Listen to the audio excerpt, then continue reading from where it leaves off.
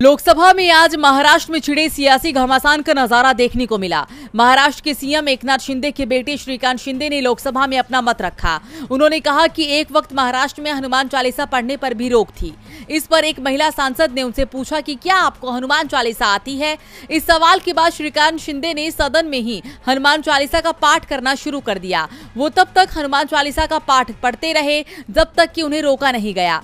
करीब 30 सेकंड तक उन्होंने हनुमान चालीसा का पाठ किया। उन्होंने कहा कि महाराष्ट्र में चुनाव किसी और यानी बीजेपी के साथ लड़ा गया और चुनाव के बाद सत्ता के लिए एक अनैतिक सरकार बनाई गई। कभी किसी ने नहीं सोचा था कि कांग्रेस के साथ शिवसेना का गठबंधन होगा, लेकिन सही मायनों में लोगों के साथ गद्दारी करने का काम किया गया, जिस पर संसद में शिवसेना उद्धव गुट के नेता अरविंद गणपत सावंत ने अपने पुराने साथियों यानी शिंदे गुट पर निशाना साधा।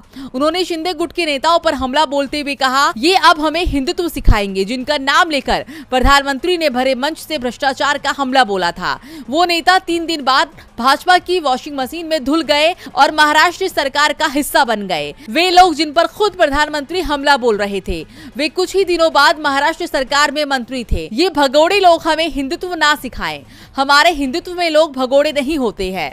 संसद के अंदर छिड़े इस सियासी बयानबाजी में एनसीपी सांसद सुप्रिया सुले ने भी मोदी सरकार पर जमकर निशाना साधा। उन्होंने कहा कि जब मैं सरकार के बारे में सोचती हूं तो मेरे दिमाग में जो ख्याल आता है वो है घमंड।